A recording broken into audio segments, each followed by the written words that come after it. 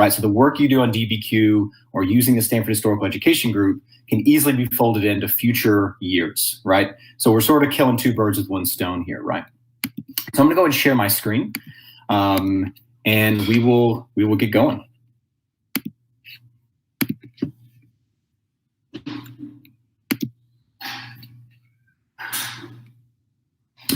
All right, so this is the third presentation from social studies. Having already presented elementary and middle last week, we will round out our training with high school today.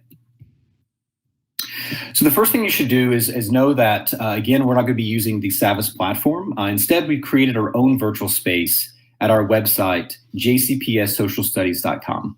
So you can go there and be able to find all the material that we're going to be talking about today, as well as all the material that social studies in general cultivates for our district. For the high school option, right, you'll notice at the very tab at the very top, there's a tab that says virtual learning. That's the virtual learning option that we're going to be talking about today. We're going to be using U.S. history as just an example, right, to do this. So if you were to click on U.S. history for the virtual learning option, it would take you to this sort of overview, right? So the overview here explains sort of why it is that we're doing this virtual option and what it is that we're going to be doing for the virtual option, right? As well as sort of establishing that the type of education that we were promoting prior to and its alignment, not just to the social studies standards, the racial equity policy, and the civic mission for schools, but it also then aligns to everything sort of moving forward to that end, right? We've got resources for you, videos, and also then units that we've reconstituted and aligned to standards. As you know, one of the most important parts of looking at social studies education and the changes that are coming from the state is that we are moving towards inquiry-based learning. There's not a lot of stuff out there that aligns to inquiry, that really promotes the use of supporting questions that build over time to a larger compelling question. That's the CQ. So that the compelling question, right, aligns directly with the summative performance task, which for us is going to be a form of an argument. An argument, as you may know, is a collection of claims supported by evidence, right, that answers a compelling question. But those arguments are complicated. They're tough to be able to make for students who may not have the skills to be able to do it. That's why we're backwards planning the formative performance task, right, the FPT, along with each supporting question, so that each day students are looking at a question and they're synthesizing their information that also helps them create arguments by the end. In order to help with that, we also have organizational tasks that Vincent has curated. They're fantastic. We were showing one just yesterday, and the teacher was like, yes, this is what I need for a webbing. How do you do a webbing? Vincent's got you an organizational task. Those organizational tasks help students build up the capacity to answer formative performance tasks, right? And along the way, we have sources and discussion that allow students to sort of build throughout, right, their capacity towards that compelling question and summative performance task. Underneath our structure of how we're laying out our units and our thinking and design, we have the resources for virtual learning. We'll continue to populate this list as we go along, but you'll notice here that we link out the essential standards. We've got some different teaching tools for inquiry, and we've even gone through and done, here's a simplified inquiry-based lesson, right, that's using some of our own materials in the curriculum, which you can continue to use as we're continuing to vet those out. We've got a few videos that are going to be there too that help explain those tools so that you're not just having to, deal with what's in front of you. You've got a video that's there. And if you still need further assistance, by all means, please reach out. We are not alone in our resources. The digital support team at IT3 has helped us create and curate some digital tools that will be very helpful moving forward in the digital world in which we now find ourselves. We also have LinkedIn from our own website, digital resources, as well as digital PD. And that digital PD is really about videos that we're curating that will sort of help with inquiry, the standards and the like. One of the biggest things, part of the reason why we're here, the reason why Molly Kent is here, right, is that we're going to be using the DBQ project. The DBQ project is one of the very few vendors that are out there that we really promote, largely because not only do they align to the standards, both inquiry and disciplinary, but their mission vision is to help kids become better thinkers, right, through the writing process. So we're able to both leverage the idea of the alignment to the standards, and at the same time being able to help develop students' literacies as they're building over time.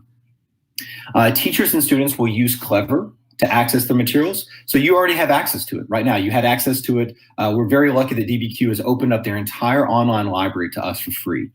This is a very expensive option for them, and we're very thankful that they were willing to do this for us. And basically, this is where this Clever access is what Molly's going to be going through in just a second. But basically, everything that we've linked into our website is going to take you straight to the Clever account, because that's where it's going to be housed. Jack and Russ are also going to be talking about how this is going to fit into the Google Classroom. So you'll be able to sort of see that integration. We have some professional learning, some office hours that are coming soon, and we'll be able to update. I think they're probably already there, and I just haven't updated the slide fast enough to be able to do it. So this is moving in real time, but there will be ongoing support for DBQ through the rest of the year, and including even next fall. So again, the stuff that you're doing now with DBQ, don't think that I'm just going to toss this to the side. We can continue that down the road. However, after this year, individual schools will have to purchase the online option, but most of the schools are going to have the binder option, right? And so we're working with DBQ to make sure that every school has the binders. The other group that we're going to be using is the Stanford Historical Education Group. Now, the reason why we're using these two for our virtual option is that we tried to choose two groups that already had everything there. They had the content there, they had the instructional materials there, so that you could pull these right off the shelf and be able to use in your classroom as soon as it was appropriate for you to do so. A lot of the materials that we're curating on our own website to figure out about the curriculum, those are taking time. We've got teachers currently working, vetting out some of those materials, and it just takes a while to vet out materials, especially in this day and age, to make sure that they are culturally conscious, to make sure that they are modified for student access, and so on. So it just takes a bit of time here as we're going through this pandemic. So on the Stanford Historical Education option, teachers will sign up to use SHEG materials. You sign up. I still use my Boyle County address, right? So they're not going to spam you. They're not going to, we're not going to send you to a place that's going to be problematic, right? They're just doing that to catalog how many folks are using their stuff. Teachers should access it and download it. Students should not be signing up for SHEG. So let me repeat that. Students do not sign up for any of the materials there. Instead, what happens, as Jack and Russ are going to talk about in a second, you're going to download those materials and you're going to upload those into your Google Classroom, right? Making whatever modifications that you might need, right? When it comes to the videos for virtual learning, this is the next part. We've got three sets of videos, 3 different types. One of them is about social studies inquiry. This is all about how you read the standards, what's going on in the state assessment, how do you scaffold inquiry, and how do you approach an inquiry-based lesson. We don't know what the state of the assessment is going to be, but it's very important. And let me say this, sort of emphasize this as I go through. It's very important to understand the state assessment, what it looks like. We go over it in that video. You can even look at the slides if you'd like. We're basically, students are going to be primed, and just so you know that inquiry is 50% of that assessment. What that means then is that as you're teaching the DBQ or as you're teaching SHEG, you can't just rely upon the content that's being taught, right? You're going to have to make sure that it aligns to those standards, to the language of the standard, and that you as the educator are really pushing the language of the standards, because that's going to be the prompt that students are going to be encountering on that assessment, okay? Now, we've already gone through and aligned all of these standards for you. Now, if you don't like the alignment, by all means change it. But we wanted to be able to provide as much support to that end as possible so that your focus is really on, I got to teach this question with these documents, right, according to this standard. The other videos that are here, DBQ Project Online videos, you'll note here that we're still going to be filling in some of these in. In fact, kind of like the fourth wall, we're breaking it a little bit because the video that we're on now will be the video that we see there, right? Along with some of the other materials the DBQ project has curated. Additionally, we're looking at, we're not doing this alone. We have the the digital innovation team with us. And here you can, depending on what zone that you're in, you're willing to reach out to those folks to be able to help during this time. But we've also put in some stuff here about, trying to figure out some engagement when it comes to Google Meets and a lot of the new features that they have there. If you haven't had a chance to check out those videos, these will help you sort of get up to speed on that. When it comes to the curriculum, again, the curriculum is going to be based around DBQ and Chegg. Now, what that means is that these were meant to be supplementary materials, supplementing a curriculum that a district might have. What that means then is that there's going to be gaps, right? So what we've tried to do is condense these DBQs and Cheggs into units, right? So, before in our original plan, there might be 10 units. There might only be 7, or there might be 3, or there might be, 8, whatever the case might be, right? So we've got then these condensed units that we sort of rearranged. So if you're looking and comparing them to our curriculum framework, you might see some oddities there. It's because we're trying to build a curriculum out of DBQ and Chegg. And I think we did a pretty good job with it, right? But again, if you see that it needs to go into a different way, by all means, do so. Once again, teach with the language of the standards. If the standard says cultural diffusion, that's the term that students are going to see. If it says something about specialization and trade, that's the language that students are going to see. By the way, they're also going to see compelling question. They're also going to see supporting question, right? So if you're using another term like essential question or focus question or guided question, those are not going to translate for the kids on the test. And some of the questions even do have students be able to, because there's a standard that does this, explain the difference between these two, right? And being able to use them in their assessment. And finally, there will be maybe some gaps, specifically in chronology.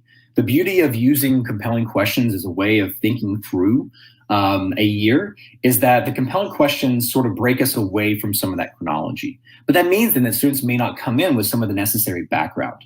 That's where you can help come in, right? DBQ provides a background essay, which is foundational for moving through their materials.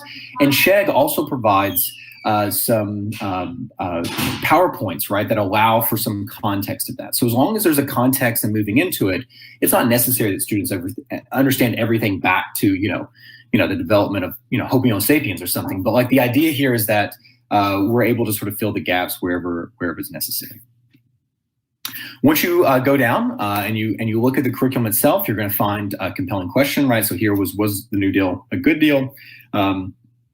You were to click on those supporting questions, and it's going to populate out then a series of questions, right? So notice here we've got one from DBQ American History. This is part of their big binder set, right? That Amali will talk about later on. I think they call them like the mother cues, sort of like the mothership.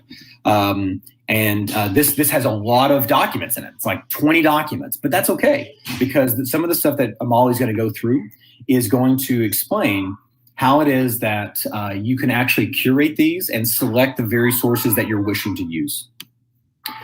Here also you have an example of Chegg, right? That's sort of partnered with this, right? So we're able to do this, and we've sequenced them in a certain way that makes sense. All right, so now I want to turn this over to Jack and Russ to talk about how we can integrate DBQ into the Google Classroom.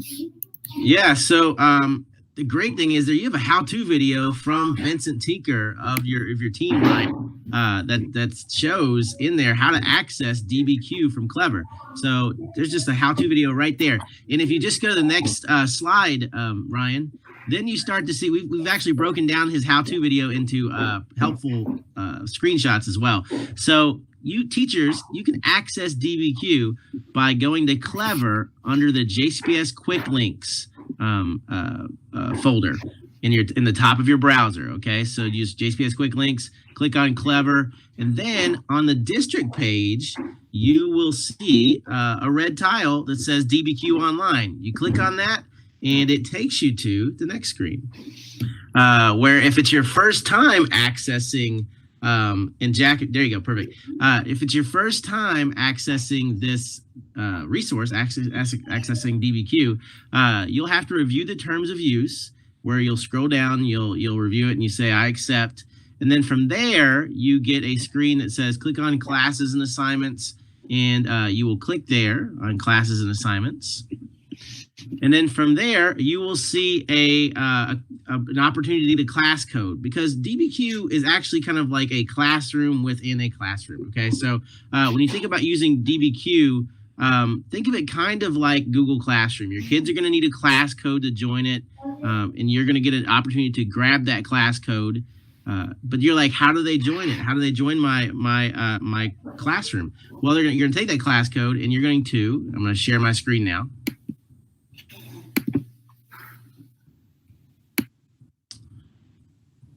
You're going to go into your social studies class, like I'm conveniently in Mr. Bosley's social studies virtual learning class here. And in the stream, I would say something like, log into the DBQ website through Clever using JSPS quick links and join our DBQ classroom, because your students will use the quick links as well. And I would give them the class code. Okay, you saw that class code in that slide, which is just that YMBRX, just random sets of numbers and letters. And then from there, once they join your class through DBQ Online, all of the assignments will appear in that DBQ Online. Am I correct on that, Jack? Are you with us, Jack? All right. I am correct on that. So anyway, yes. So you're going to look for any assignments that are posted in DBQ there, all right? And so what you would want to do with using Google Classroom with DBQ is just to kind of tell your kids, hey, we'll be using DBQ this week. Please log in through Clever to DBQ. So think of, again, DBQ like Google Classroom. It's a classroom-like environment. Whereas down at the bottom here, you might see, if we go to classwork, right, Jack? Yeah, sorry, Russ. I have to unmute twice, so I wasn't prepared for that, but yes. So far, so good. Let's look at the SHEG version of this. Where's the SHEG version of this on here on classwork? I think it's that unit 4. All right, so if I click on this. It may be, I don't know if I posted that. The directions, I think, were right. Yeah, you got it. Okay. All right, do you want to talk to this, Jack? Yeah, so I mean, the SHEG piece is just a little bit different because, as Ryan said earlier, you have to, the way you log in as a teacher or set up an account as a teacher, and I'll just reemphasize what Ryan said. That's only the teacher who has to set up a SHEG account. No student has to do that. But when you set up your account with them, you have access to their materials, and the only tricky part, and it's really not bad at all, is that their material downloads as a PDF file. So all I've done, as Russ is kind of walking you through, is take their PDF files and literally copied from a PDF and pasted it into a Google Doc. So that's what we see here with this documents A and B, correct, for Black Death? Yep, that's exactly it. And same with their, they had a PowerPoint, and when you upload a PowerPoint, it automatically, if you have your settings right, it'll automatically convert into a Google slide deck. And I think there's, that's that resource that I put on there, and it's relatively easy, you all. And it's one of the ongoing support videos that Russ and I plan on making, is just walking you through that conversion. I mean, it's 30 seconds maybe to copy and paste or upload a PowerPoint. Very painless. But once you get it in there, like those 2 primary sources, you can use all of Google's tools to help kids annotate that using the comment feature, and they can ask questions, you can provide feedback. So, but when you're in that SHEG unit, the primary place that students are going to be is in your Google Classroom. Correct, which is opposite of DBQ. Right. All right. So yeah, that's our little SHEG and DBQ Google Classroom talk. And so I'm going to toss it back to Ryan now to introduce our special guest, Amali. Yeah, so we're very fortunate to have Amali Kent join us from DBQ. She's a well-versed educator, having used this in the classroom. She's going to introduce herself in a second. But what I want you to know is that what we have today for you guys is not going to go away, right? This is a partnership that we're hoping to maintain. And if one of the big takeaways from during this time is how do we plan for both an NTI setting and a classroom setting? And I think that to me, the elements that we're moving through today is exactly what we're trying to do with this virtual option for social studies. So Molly, if you're ready to go, then I'm going to turn this over to you, and you can guide us through not only how to use your all's platform, but also what are the great materials that DBQ has for us. Great, thanks, Ryan. Let me very quickly begin by sharing my screen. Just want to make sure you all can see what I'm projecting. Okay. Can you see my screen? Yeah, it looks good, Amali. Perfect. All right, Ryan, thanks again for the handoff. So as Ryan said, my name's Amali Kent. I'm part of the PD team at the DBQ project. I support Kentucky and some of the surrounding states for all things DBQ. And I'll be your primary contact at the DBQ project. If you ever need any assistance, my email is right there on the screen. I also want to share one other email with you that might be useful, and that is to our technical support. So if there's, ever a time that you're using DBQ online and you come up, with an IT issue, you shouldn't, but if you do, there is a direct email to our IT, and they're wonderful. They'll email you back right away, or even hop on a Zoom to help you troubleshoot that. So once again, that email is support@dbqproject.com. So the purpose of this training, as Ryan mentioned, is to help you get comfortable using our digital platform DBQ Online for NTI, as well as for a brick and mortar setting. To do this, to be able to use our platform confidently, it's also really important to understand our materials and the methodology behind it, because our online platform mimics some of those pedagogical ideas. So that's our purpose. And to achieve it, I'm going to break this session into 5 little parts. We're going to spend the first part of it looking at our materials. I want to make sure you know exactly what you have access to and you understand the methodology behind it.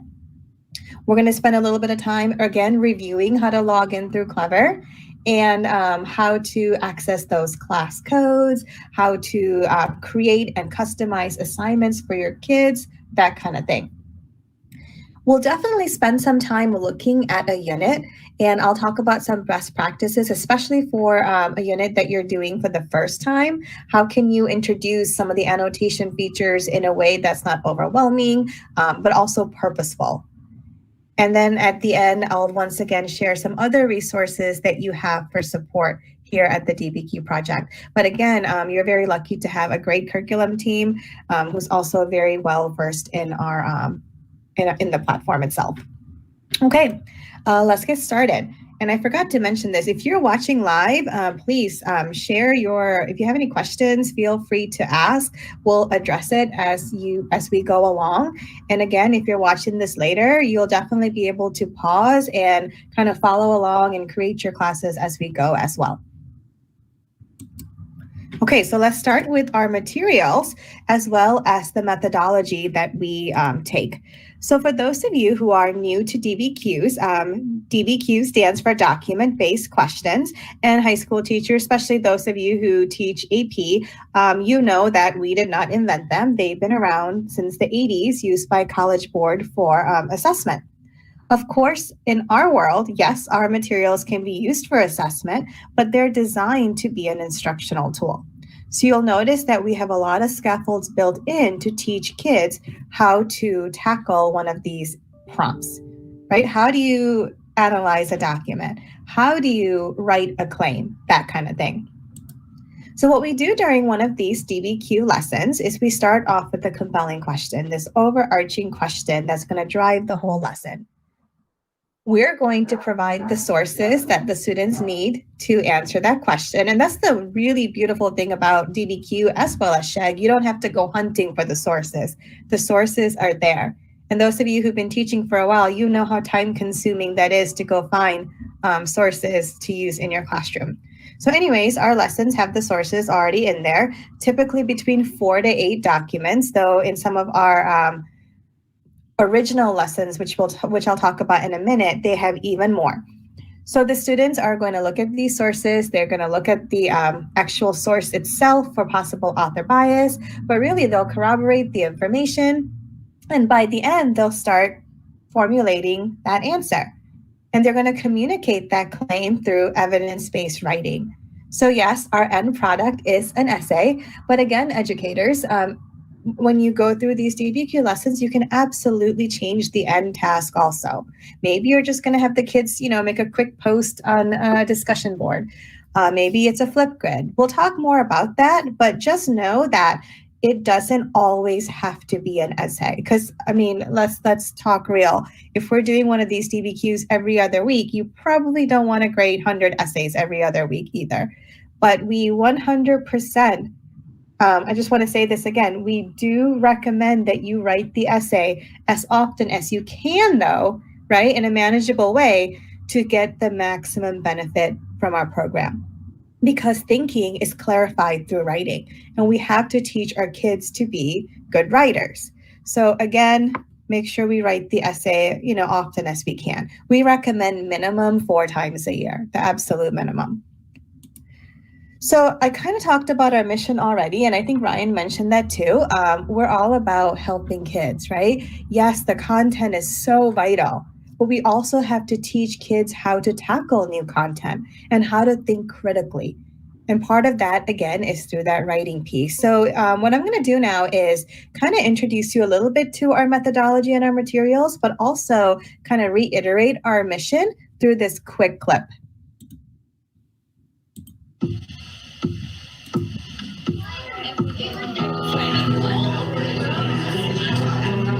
The DBQ project grew out of our observation that kids at all levels needed to be challenged and supported at the same time, and that was happening unequally, not only in our classes or in our school, but now we know nationally. It really is, in my heart, a way to accelerate the achievement of a lot of kids who need accelerating, but do it in a very concrete way.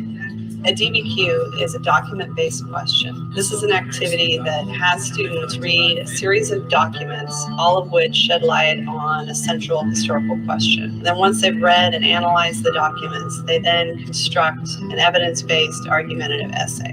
A textbook just gives you the answers.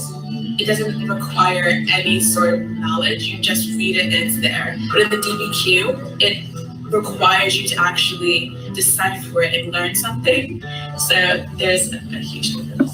I think what defines us is that it's the clarity of the structure that we provide teachers, who in turn provide that structure to students.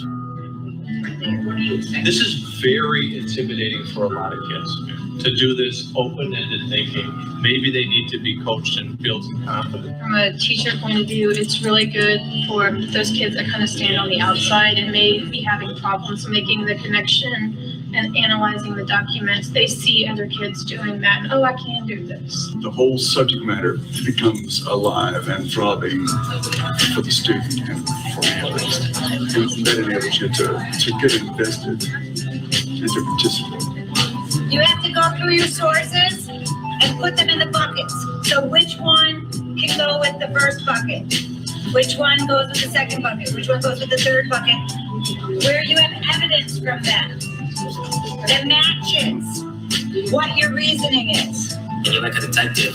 You're like, oh, right, so this happened. Wait, but this happened on the other day. And you're like, you try to like bring that together. You said it earlier. What is this It would be hard to just start by just like reading the sources and then just go straight into my essay. It's a lot easier to organize them and then take from that little sheet that we use bucketing and other organization techniques to then write the paper from that. The DBQ is traditionally used in AP classes, and what the DBQ project has done is scaffold the process in order to make it accessible to a wider range of students. There's a big push, obviously, a national push around the Common Core state standards.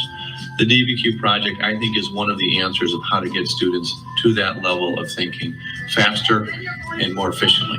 So I started with a real guided, and then, like I said, broke away some of those guides for them, and they still continue to use. They use what they've learned.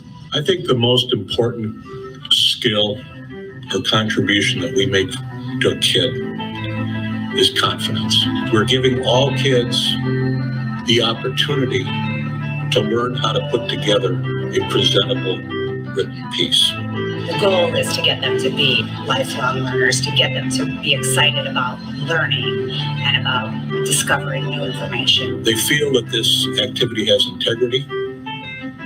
They feel good when they're through doing it. And I think more than anything else, that we are providing these kids with an opportunity to go on to whatever it is and know that, my goodness, at least in one important area of school, I was successful.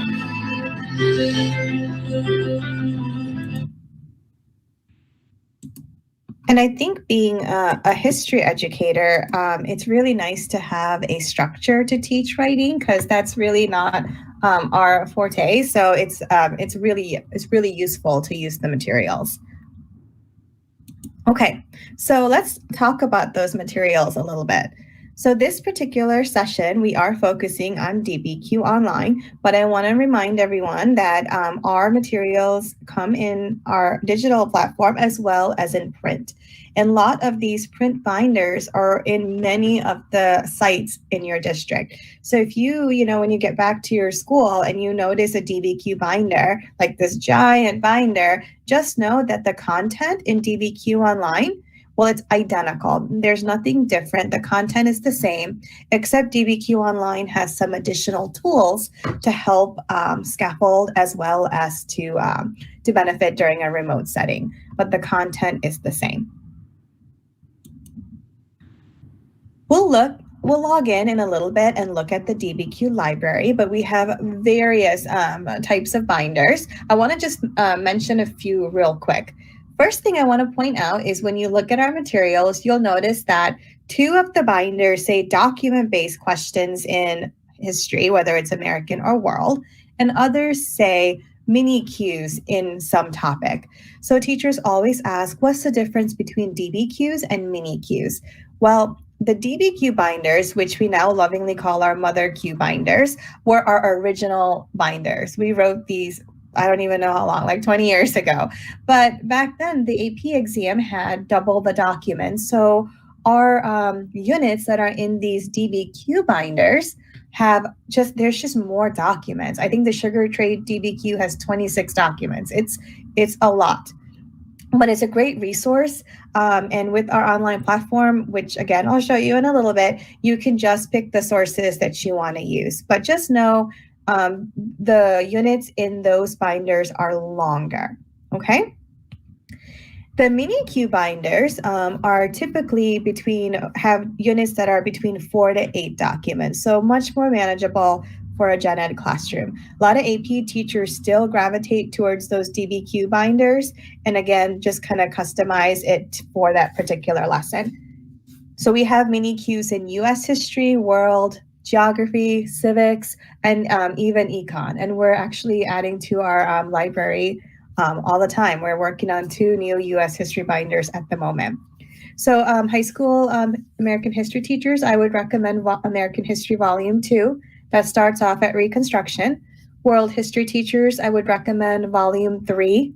And of course, geography, econ, civics are great units binders to use as well.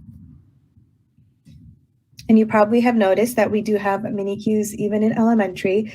Again, it's really, really important for us that these kids start young, right? They start sourcing, corroborating, doing all these historical thinking skills as young as 2nd, 3rd grade. So when they get to high school, it's not such a shock.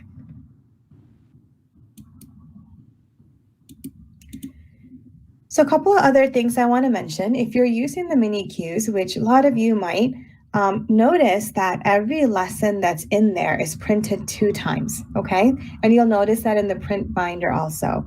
One version is going to be labeled with a little EV, and that stands for the enhanced version.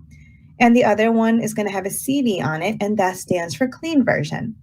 The difference between the two is that the enhanced version has guided questions, some text-dependent questions as a tool to help the kids analyze that document. So if your kids are new to, document analysis and they need some extra support, you might consider starting off with the enhanced version. And of course, again, as they get better, we want to take the training wheels off and try to push them towards those the clean version units as much as possible, especially in high school. The other thing I want to point out too, and I'll show you this on the online platform, is that every page that's designated for a student has a matching teacher page. So the teacher page has the answers, of course, for those text-dependent questions, but also skill builders, literacy strategies, just tons of other ideas, and also extra content notes. So if you're teaching a course this year that's new to you, like for example, if I had to teach high school econ tomorrow, first, I would probably cry. And second, I would probably be looking for every single resource I can just to kind of brush up my econ skills, which I really haven't had since college.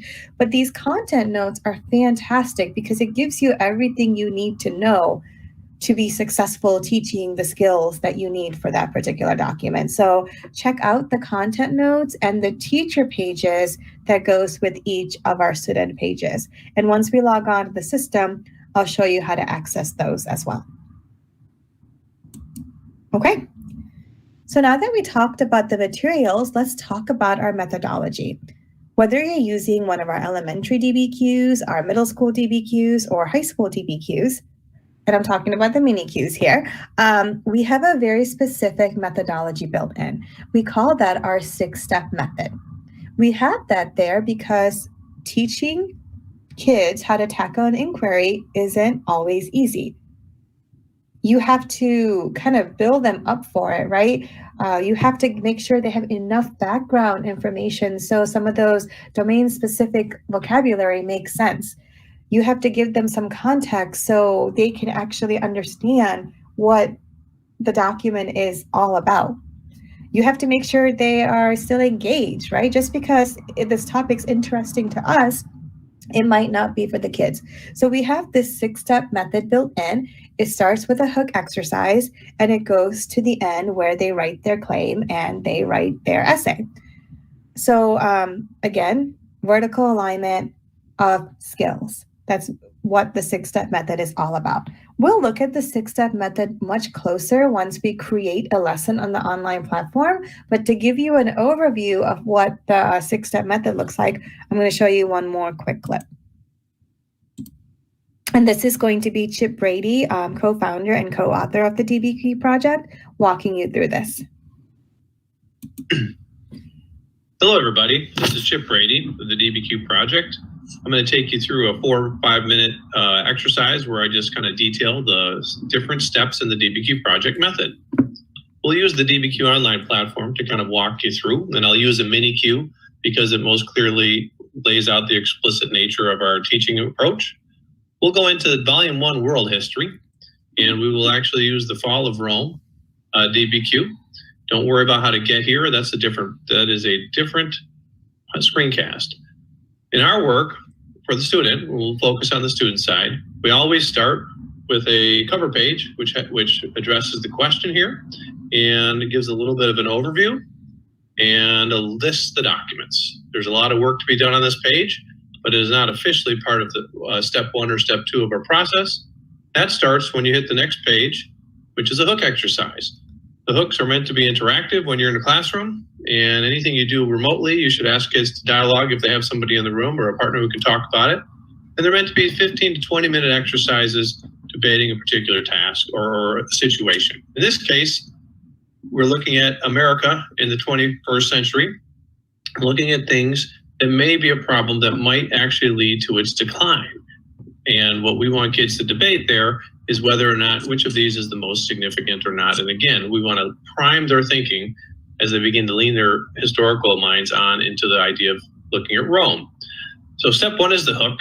Step 2 is the background essay. This is building contextual background for our students who might need a little more support.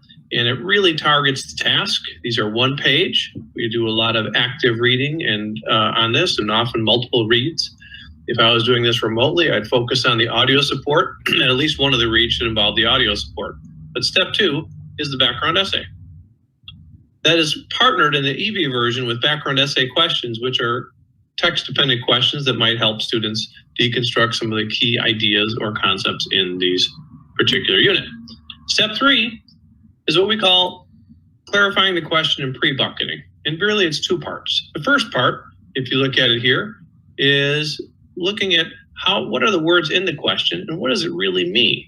So we always ask them the same way. What is the analytical question? What terms need to be defined? And rewrite the question in your own words.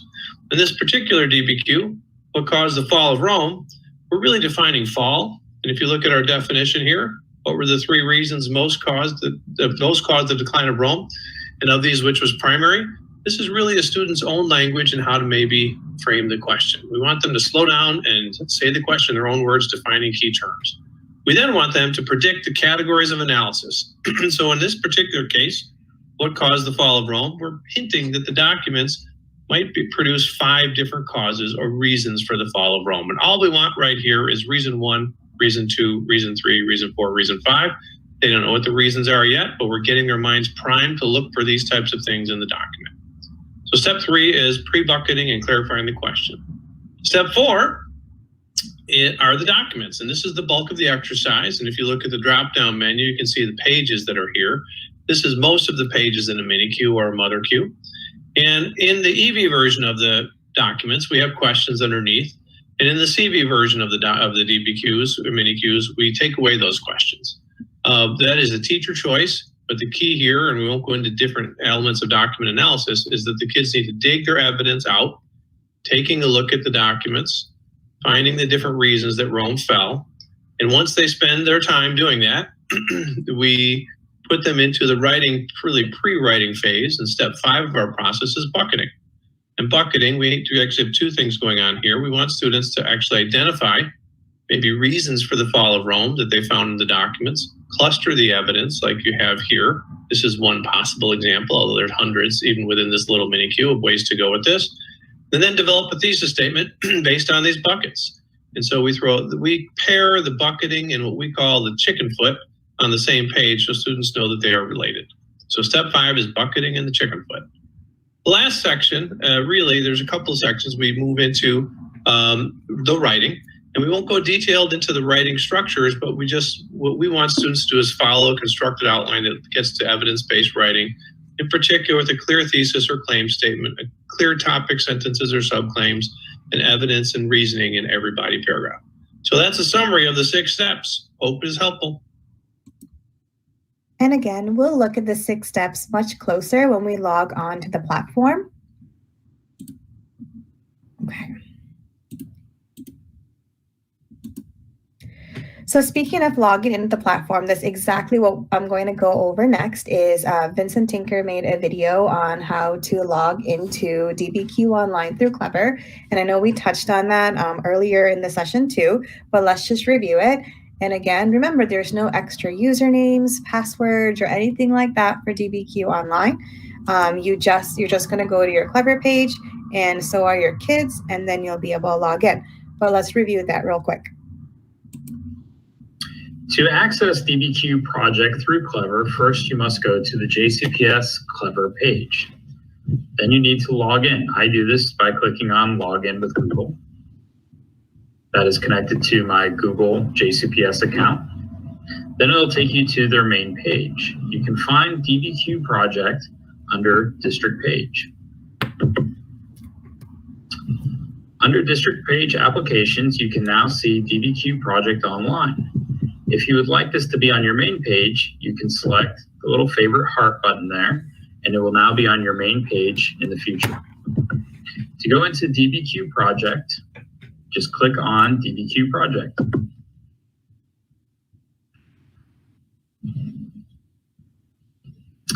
This is the main page of DBQ project in which you can access all of their files. If this is the first time that you are accessing DBQ project, you will be prompted with a terms use page. There they will list the DBQ project terms of use. If you scroll to the bottom, you will see an accept button that you must check, and then you will select yes, accepting DBQ project's terms of use. After you accept it, it will then take you to this page. And that is how you access DBQ project through Clever. Vincent, thank you again for making that video. So again, ladies and gentlemen, pretty simple to get logged on. I will show you the teacher interface first, and then I will go ahead and show you what the student dashboard looks like as well. In just a second, I'm going to log into my own DBQ Online account and go over how to set up those classes and assignments and that kind of thing. But I'm going to focus specifically on 4 of the tools on DBQ Online during this session. There's tons of great tools on there, but for remote learning, these 4 tools are probably going to be the most valuable. We'll look at the customize tool as a way for you to shorten any assignments up. So maybe the first time you use DBQs with your kids, you don't want them to see 4 or 5 documents. You want to start off with just a couple. So you have the ability to customize. So we'll definitely go over that. You have audio support to help kids, especially the ones who need some reading support. We'll make sure we go over that. With our instructor markup tool, you have the ability to give additional instructions, hints, directions, really anything that you want, just to increase communication when they're not with you. It's really great for asynchronous time, just to kind of, again, put on their page anything you want them to remember. So we'll look at the instructor markup tool, and we'll definitely look at our manage button, which helps you give real-time feedback for kid by kid. So those are the 4 tools that we're going to focus on. And next, I'm going to log on to my DBQ Online account and show you how to create your classes and assignments and so on. So let me kind of get out of this PowerPoint real quick. We'll come back to that later. All right.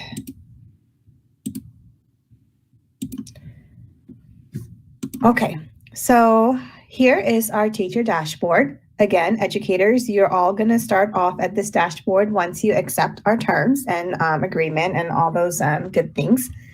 A couple of other things I want to mention here. First, there is a PD video section. So anything that I'm going over that you want to take a closer look at, like for example, we'll talk about bucketing and you want to look at bucketing closer. In our PD video section, there are videos for each of our 6 steps. This shows that particular step in action in a real classroom. It goes over purpose, rationale, and also talks about best practices. So anything you want to slow down on, this PD video section has that for you. Also in this section, you'll have access to our skill builder videos. These videos are about 2 minutes long, and they're just a fantastic resource. I look at them all the time for ideas too. Like for example, how do you teach kids how to analyze an image? Or what about if you have a poem as one of your historical documents? So again, check out these skill builders also just as a tool for you. Anytime you click on this DBQ Online button on the top left-hand corner, it's going to take you back to the teacher dashboard.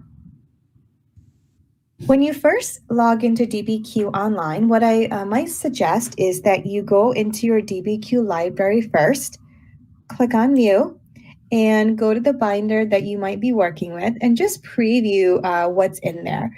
So if I go to American History Volume 2, I can take a peek at all the different units that are in here, right? Starting at Reconstruction, and we go over to more modern topics there towards the bottom.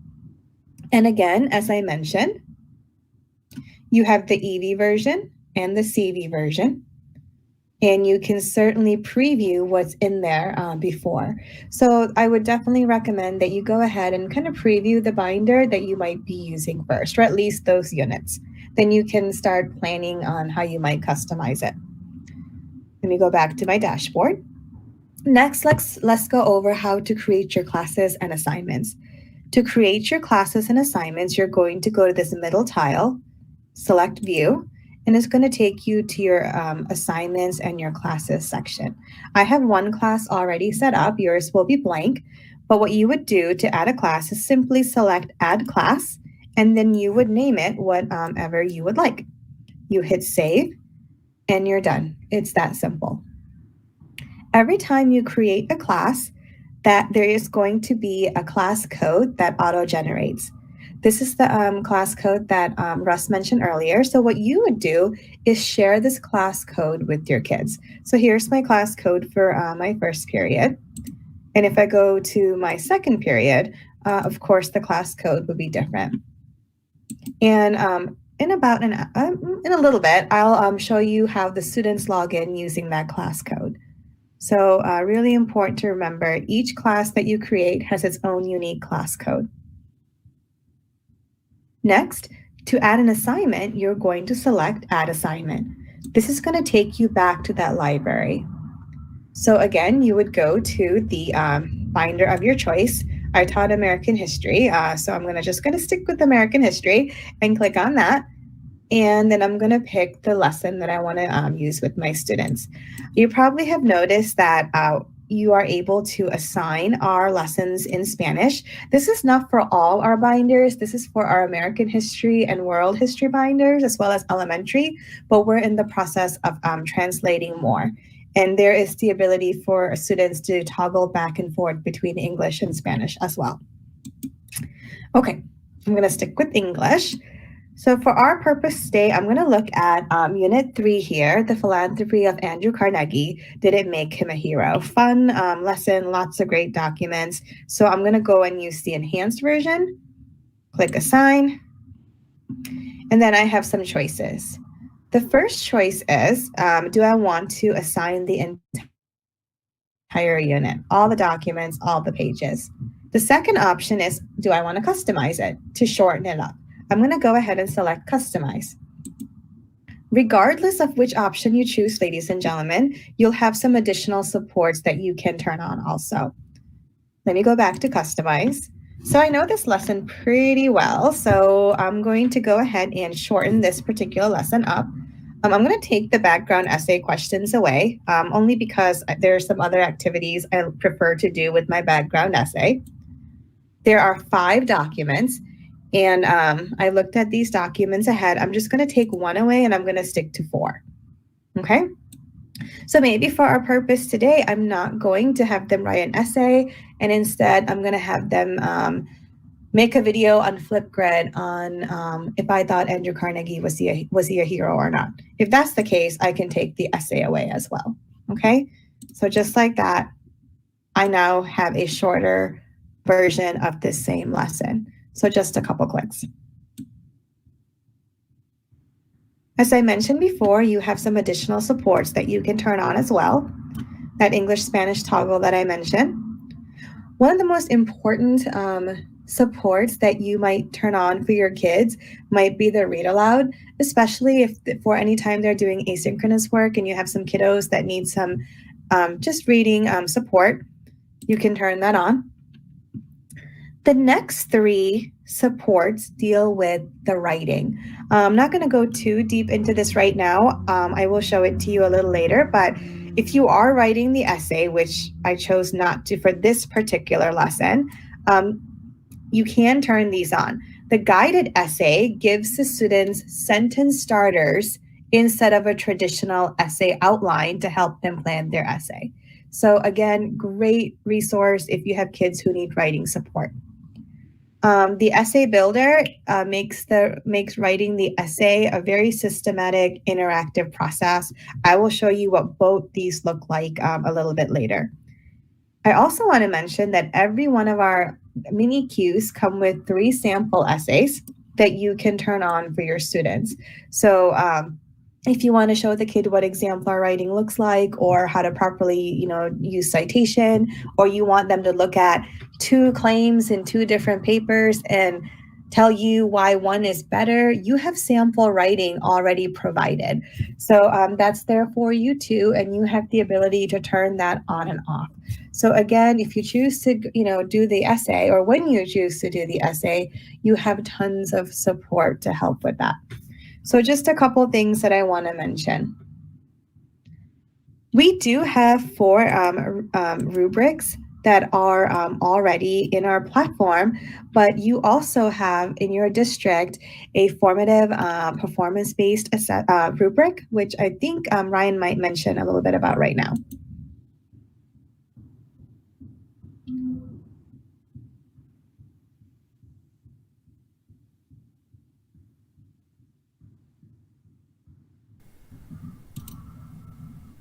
Ryan or Vincent, do either one of you want to mention anything about your rubric before I proceed?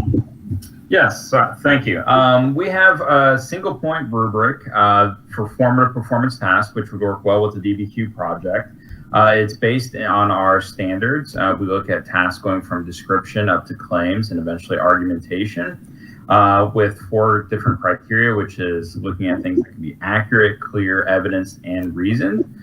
We have this provided also on our website, jcpssocialstudies.com. This is tagged to every single grade level under our virtual learning page. And we also have its own dedicated page with videos and explanations and annotations of the rubric if teachers would like to look at that also. But it's designed for looking at documents and assessing formative performance tasks, which is perfectly aligned for the DBQ project. Thank you. Vincent, thank you. So ladies and gentlemen, what you would do if you're using Google Classrooms is you would just post that rubric right in Google Classrooms so your kids know exactly how they're being assessed, right? But they can do their work right on the platform. I will show you how students can export their work out of DBQ Online as well if you prefer to have everything in one spot like Google Classroom. Okay, so once you have this lesson the way you want it, you can push it out to all your kids by leaving this last prompt as no, or you can click on yes and just push this assignment out to certain kids. I don't have any real kids in this particular DBQ Online account. I'll show you this again a little bit later with real kids, but basically what happens is if I had kids here, my roster would pop up and I could send this assignment to just those kids. So if I only want the Spanish for 3 kids, or if I want the audio only for certain kids, I can differentiate my assignments according to ability pretty easy with DBQ Online. And then when I'm ready, I can save or save and assign this lesson. Save makes this lesson a draft. So it's done, it's ready to go, but it's not live, right? So maybe you have a teacher work day where you want to make a couple of these lessons ahead. You can just select save. If you select save and assign, then the lesson pushes out to your kids and they can start working on it right away. So for right now, I'm going to go ahead and select save so I can show you how to change a lesson and make it live.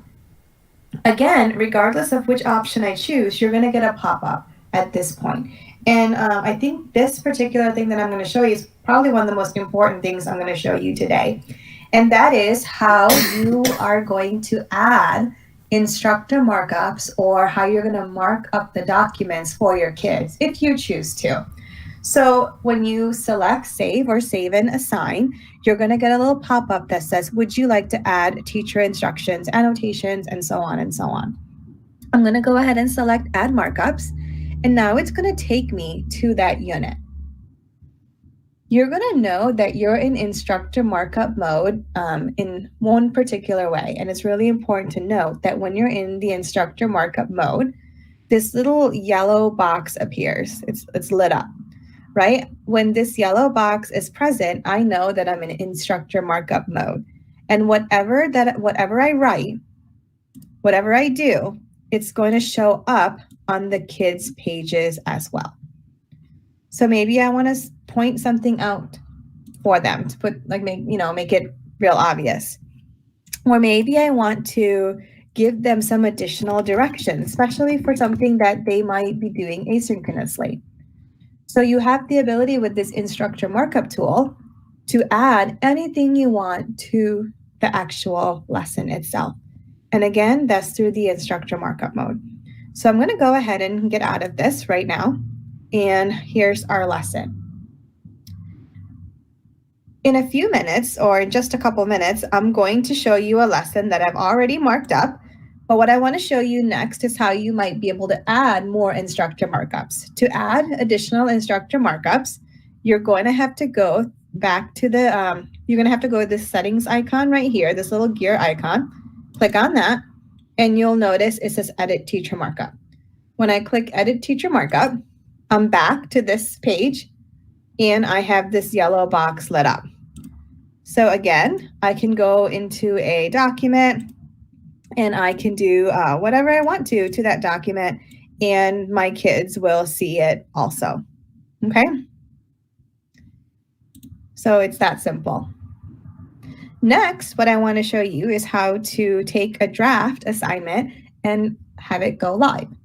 To do that, I'm going to go back to that settings icon, and this time I'm going to select Edit Assignment. It's going to ask me just to confirm if I really want to edit. I do.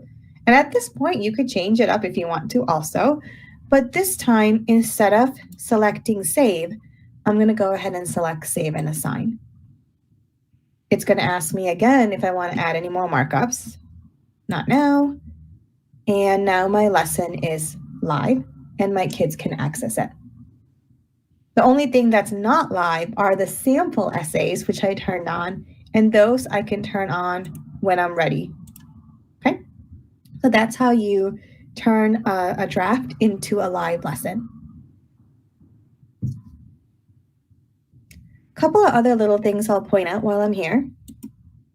Once you have a lesson the way you want it, you have those markups done, you can copy it to other classes. So if you teach the same section 3 times, you don't have to do the work 3 times through. You can just copy it over. Any lessons that you absolutely love and you want to save for the future, like next year or the year after, you can save as a template. That way next year you can just push it out when you're ready. Every summer we kind of clean up the system, you know, data gets expunged, but all the template lessons stay. So it's a nice feature. Again, if you love a lesson, save it as a template so you can use it over and over. Okay. So that is how you create a lesson and how you customize a lesson and add instructor markups. What I'll go over next is I'll show you a lesson that I've already marked up. It's marked up in a way that might be used in a remote setting. We'll look at the 6-step method a little closer. We'll review it, and we'll look at the writing as well. So again, I made this lesson a little earlier, same lesson, The Philanthropy of Andrew Carnegie, Did It Make Him a Hero? I'm going to go ahead and select View. If I'm teaching synchronously and I want to project what's on my screen and do any kind of modeling, that's exactly what I would do. I would just select View. Now notice that yellow box for instructor markup it's gone. It's not there anymore. So any annotations that I do at this point, it only annotates onto my page. It doesn't transfer over to the students' pages. If you want it to transfer over, you have to be in instructor markup mode. Your students will have their own DBQ online accounts, so anything you ask them to do, they can do on their own page as well. And I will log in as a student and show you what that looks like also. So a couple of little navigational tips. To navigate from page to page, you can use this drop-down box, or you can click on these arrows on the very top to move forward or to move backwards. Your DBQ online account has annotation tools, and the same annotation tools are there for your students. And what we want these annotations tools to be used for is basically anything that we do on paper, right? We highlight, we write in the margins, we take notes, we circle, you know, we always tell the kids circle words you don't know, that kind of thing. So we want you to be able to duplicate or replicate anything that you do on paper on an online interface. So that's what the annotation tools are for, and they auto save on everyone's own accounts. So you'll notice that I can't move this post-it anymore because these were created through the instructor markup. Anything that the teacher does through instructor markup, you can't get rid of it. You can, through the layers tool, hide it, but you cannot delete it. So if I was doing, modeling this with my students, I already put some directions, and I'm trying to also introduce the annotation tools. I do some very simple things. One of the first things I tell my students to do every time is start by circling the compelling question. So again, we know exactly what our task is, and they can change the colors, all those good things. And the annotation tools are pretty easy to use. You can duplicate things, and you can delete by clicking on that little trash can, and you can move them around. Okay. So I might have them look closely at this image. This particular image doesn't have tons of details, but it's a great image. You can enlarge it. I also put some directions in there for them. The fact that I modified this unit and we're only going to be looking at documents A and D, and underline those particular document titles. Molly, if I may jump in, these markup tools are really excellent for a teacher's ability to draw students into certain focus here, especially with these post-it notes where we can add questions on the side. Rebecca mentioned it in the chat. We have something called a source analysis tool, which is a list of disciplinary and critical literacy questions that teachers can pull a select few for each source that can help really provide some of that focus that would pair well with the tools that you have here in your system that can really help derive, like for this photo that you just demonstrated, like close reading and how we can draw focus in using the right questions with pairing those to sources. So just another tool, I believe Russ and Jack have permission to put that link in the chat for us. But we have a tool called Source Analysis Tool. And in the next week or so, it's going to have its own dedicated page. But the tool is on our virtual learning page on our website already. Thank you. Thanks, Vincent. Absolutely. The prompts from the source analysis tools, like anything that you want the kids to do with an image or a text, you can add those directions in, just like Vincent said, with that instructor markup tool. It's just a great way to remind kids what to do when you're not with them, right? And with the remote lessons, we're not always with them. So again, this is just the cover page, and these just simple things, doing that with your kids will help them also get familiar with some of the annotation tools. Trust me, they tend to pick up on the annotation tools a lot quicker than we do. Okay, so as Chip mentioned in that video earlier that we watched, the one on the fall of Rome, the first official step of the 6-step method is the hook exercise. We're not going to go too deep into the hook exercise here, but in this particular case, since our question is about Andrew Carnegie, was he a hero, right? What we do in this hook exercise is have the kids look at some traits or characteristics and discuss, would these traits be traits of a good hero? So they have a couple of tasks. First, they jot down names of people who have these traits. So maybe for intelligence, they might put like Albert Einstein or something like that. So if you're doing a DBQ, I highly, highly, highly suggest doing the hook exercise during a live lesson, okay, during synchronous time. This is a great place to send kids into a breakout room in Google Meets and let them talk about it, right? The hook exercise is meant to be engaging. It's meant for the kids to have some dialogue, and that way they can move into the content that's coming in the next step with some excitement. So once again, highly encourage this exercise to be done synchronously. Last time I did this lesson online, I created a poll, and I had the kids select the 3 top traits of a hero. And we were able to then as a class decide, well, what are the 3 most popular traits based on the class's own feedback for someone who we consider a hero. And we were able to use those traits as our measuring sticks for Andrew Carnegie through these lessons.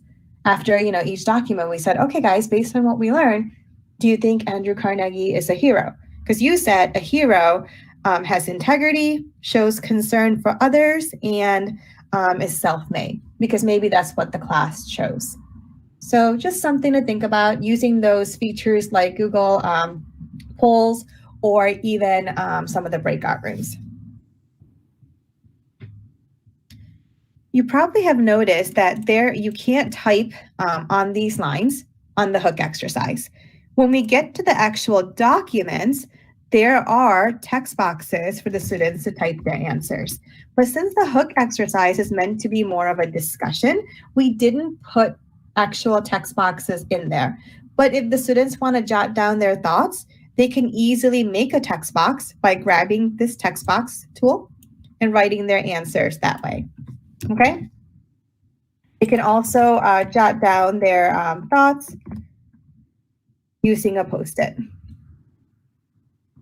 I don't know if you've noticed so far, but I like to keep all my teacher directions the same color. So if my students see a blue Post-it, they know that that is from me. So that's another suggestion. If you're going to use instructor markup, maybe stick to the same Post-it color so the kids know that's something that's coming from you. Okay, so that's the hook exercise. Step 1, let's move on to step 2. Again, big part of step 1, the hook, is getting the kids excited, getting the kids talking, getting the kids into the lesson. So now that they've decided what are 3 traits of a hero, they start looking into Andrew Carnegie's life through the background essay. Every mini Q has a 1-page background essay. It's there to give the kids some context. We try to give them a time period. We try to give them a little bit of the lay of the land. So if we're talking about a certain state or a country, let's make sure they know where that is. Maybe we might provide a map. And we try to just set the scene, like just kind of give them enough information, as Ryan said, chronologically, so the documents make sense, like what's happened so far. You have probably noticed by now that there is an audio support tool on the top. So if your kids are reading this on their own and you want them to be able to hear it, you can turn that audio on when you create lessons. And notice it's not a computer voice. The philanthropy of Andrew Carnegie, did it make him a hero? After the Civil War, American industry was booming. Railroads were built that connected New York with California. Bridges were constructed to span the great rivers. City skyscrapers reached for the clouds. In making all this possible, steel rails, steel cable, steel I-beams, one man emerged, a 5'4" bundle of energy and self-confidence named Andrew Carnegie. So it's a really nice tool, that audio. Also, because you'll notice that the vocabulary words you can click on to go ahead and look up definitions that way. So if the kids need to know what the Bessemer process is, click, and it's there. But again, because we're browser-based, kids should be able to highlight, right-click, and look up words that way as well. All right. So I mentioned earlier during the materials portion of our training, the fact that every student page has a teacher page. So since I'm on a teacher account, I can very easily click on the teacher side and look at notes, right? I have instructions. I have even some information, extra information on the background reading. So again, educators, as you prepare to teach one of these lessons, check out the teacher side. Just a lot of wonderful tips and content to kind of help you with the lesson. I, again, pre-marked this page. I chunked the reading by numbering the paragraphs for my kids. I had a lot of, I taught in an inclusion classroom, so I had a lot of kids who needed little extra reading support. So I just numbered the paragraph to chunk it. I also put some directions in there. Maybe this particular part of the lesson, they do asynchronously, or maybe I have them read this for like a flipped classroom approach where they read this and they come back and we discuss it in live class, right, during synchronous time. So maybe they read the background essay twice. And on the second read, they have to write down some adjectives to describe Carnegie based on the content in each paragraph. So again, ladies and gentlemen, any creative ideas that you have or that you want to do with the passage, add that with that instructor markup tool.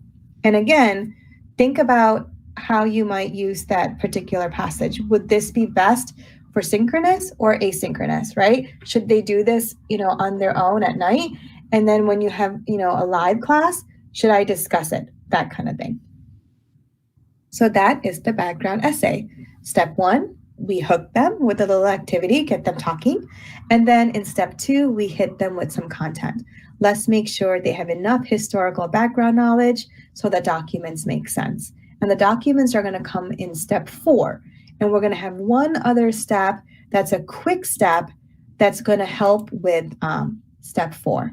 And in my opinion, this next step, step 3, will make or break a DBQ.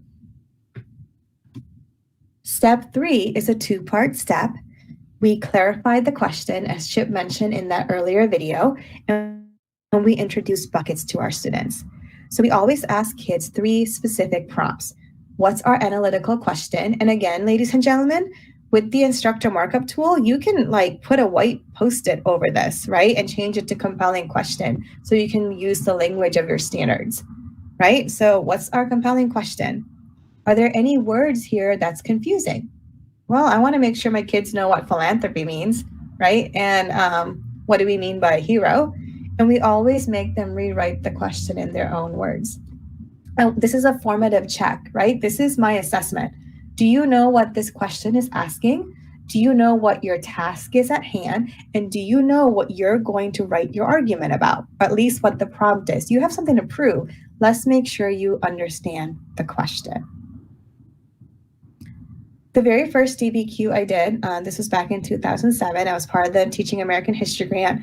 I went to a DBQ training and decided to, try a DBQ in my classroom. So I'm very, I don't know if I'm guilty of skipping step 3 that very first time. And the DBQ I tried with my kiddos was, how does the Constitution guard against tyranny? Well, my kids had no idea of the concept of tyranny. They just didn't understand it well enough.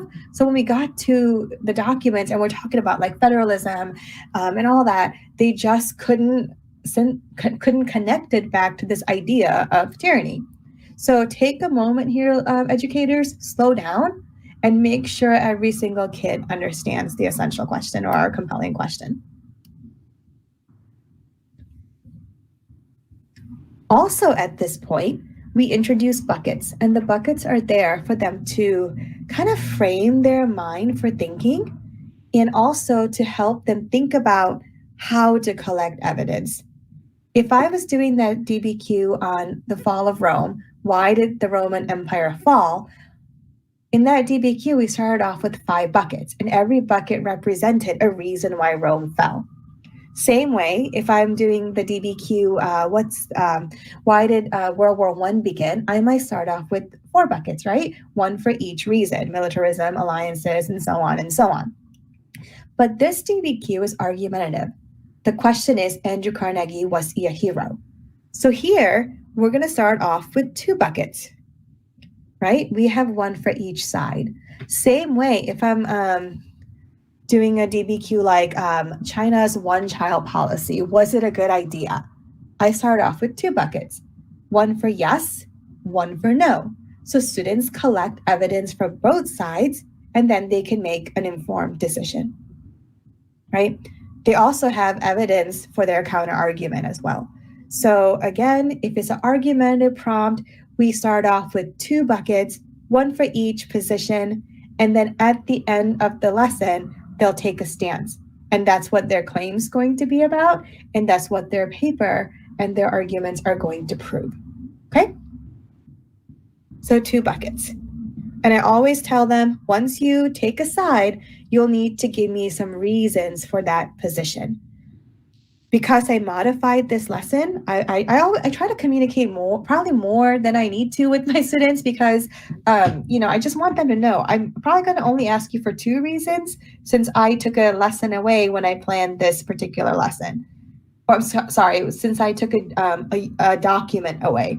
So once you take a position, then you're going to write 2 paragraphs, 1 paragraph for each reason for that decision. So again, feel free to add as many notes as you can and markups with that instructor markup tool. So to recap, step 1, the hook, Step 2, background essay, some context. Step 3, I clarified my question, and then I introduced the buckets. And now they're all set to go to work, and that work, that's the documents, and there's 4 of them in this modified lesson.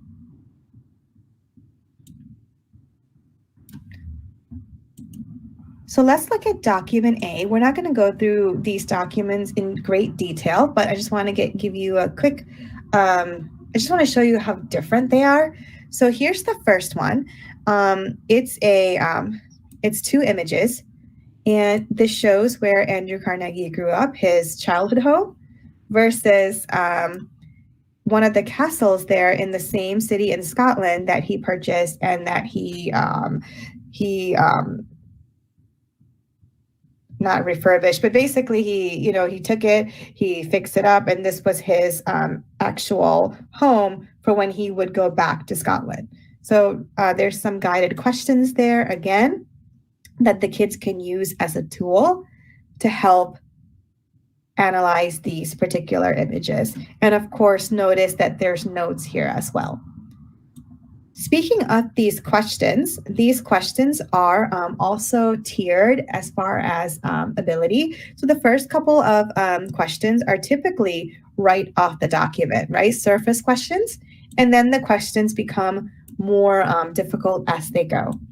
And you'll notice the last 2 questions are synthesis questions, right? Could this document be used in the essay about his heroism, that kind of thing. So the questions are great if you need to use them because the kids need that kind of support. So that's our first document, right? These 2 images comparing his childhood home to his to this castle, the Skiba Castle that he used when he went back to Scotland.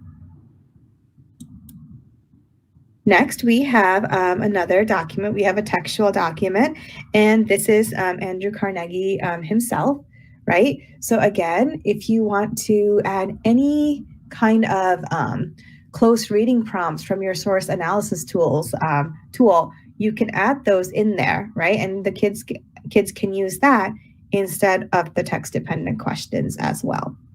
All right. We'll spend a little bit of time on this chart. So our first document was an image or 2 images. Then we have Andrew Carnegie, the man himself. Then we have a chart, a second that is adapted from Joseph Fraser Wall's book on Andrew Carnegie.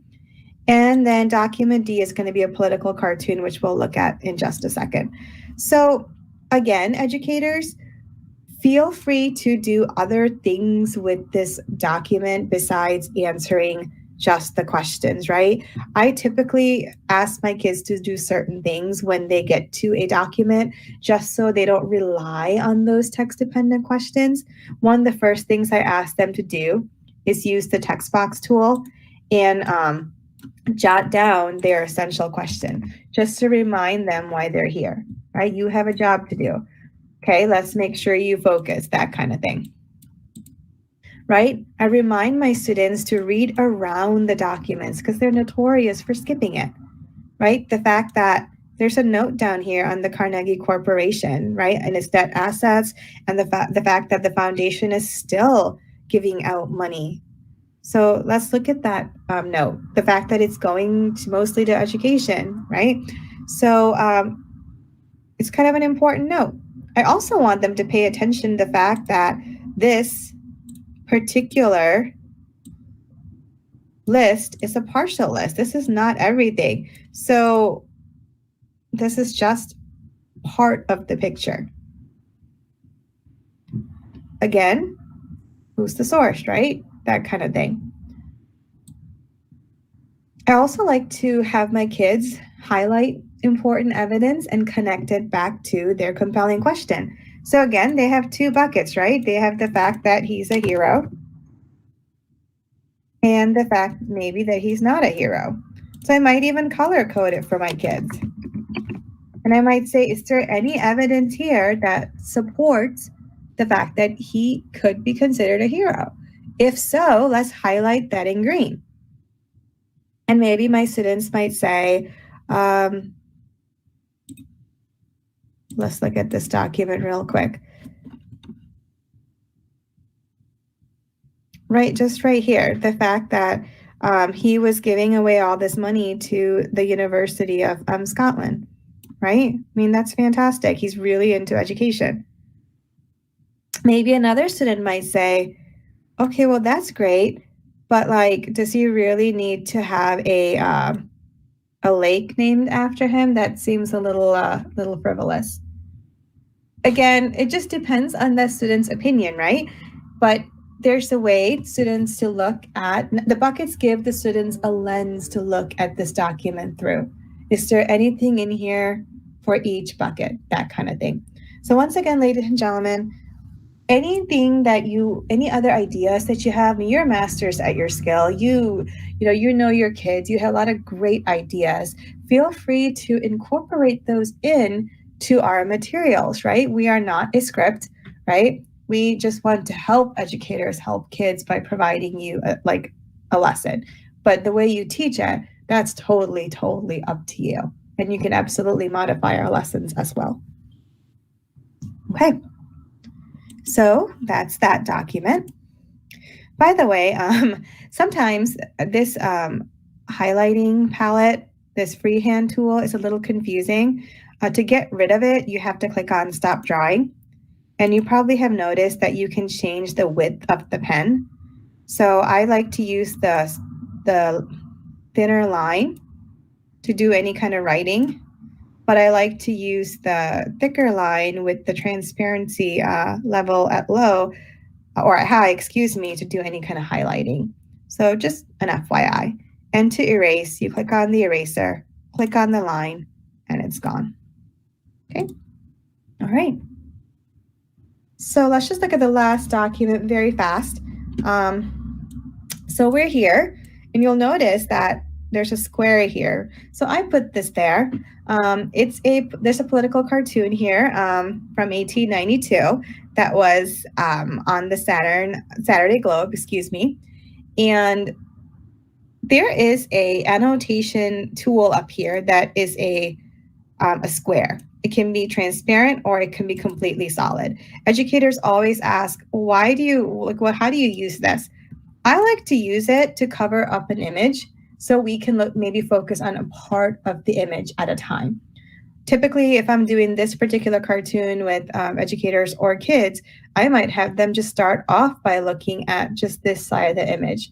Of course, this is after we have looked at our source and maybe read the note, or maybe not. But here, usually when I use this document with my kids, I say, guys, tell me, if you're doing this, especially like remote and this is a live lesson, you might just say in the chat box, all right, guys, I just want you to just jot down in the chat box what you see in this picture. And kids might say, well, I see he's handing out money. I see this particular document says library. There's a guy that's wearing a coat that says Pittsburgh. This guy is saying his cape says Scotland. Carnegie is standing, he's smiling. So then I might say, okay, well, what's he doing? Make some inferences. And then the students might put in the chat, he's giving things away. He's being a philanthropist. He's helping, that kind of thing, right? So obviously the kids can't move this because I put this box here through the instructor markup tool. So I'm going to really quickly go back to my lesson. Let me go back by clicking instructor markup tool, edit teacher markup. And I'm going to go back to this lesson real quick. And I'm just going to take this. Now notice again, because I'm in the instructor markup tool, this yellow box is lit up. So I'm going to go ahead and take this away. I'm going to delete this. And if I'm doing this live, I might just put sharing my screen for a minute and do that. Let me go back to the lesson. Now the kids can see the whole thing.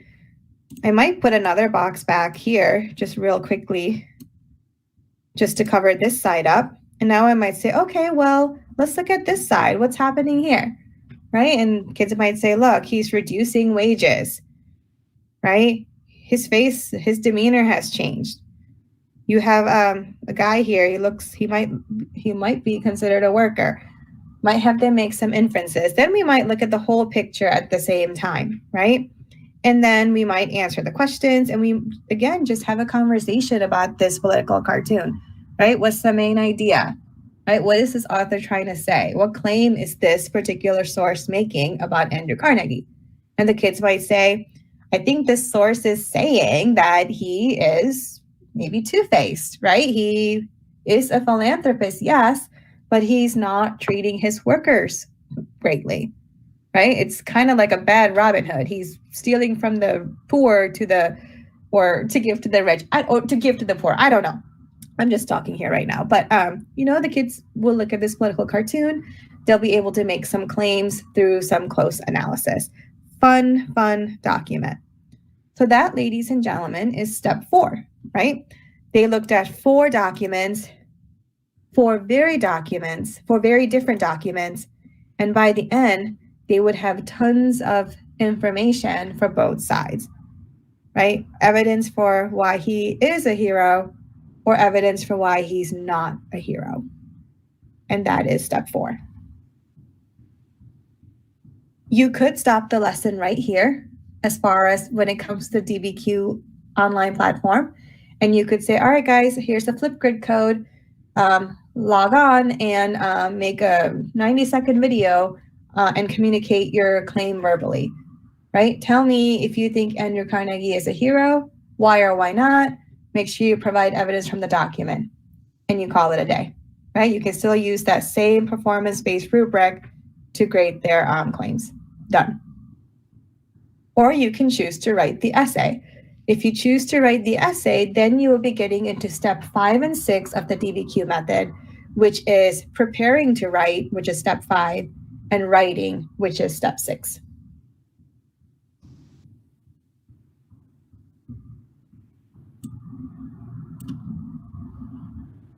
For our purpose today, I actually turned on the essay builder for this particular lesson. And I also turned on the guided essay, which has sentence starters. Now, educators, you don't have to turn this on by any means. You could just give the kids an essay outline, or you could choose just to give the kids a word processing section and let them type their essay. Or you could just have them type their essay on a Google Doc. Completely up to you and how you want to manage this. But if you're going to use the essay builder, you're going to start off on this page. And educators always say, well, why the essay builder? Like, when would you use it? Why would you use it?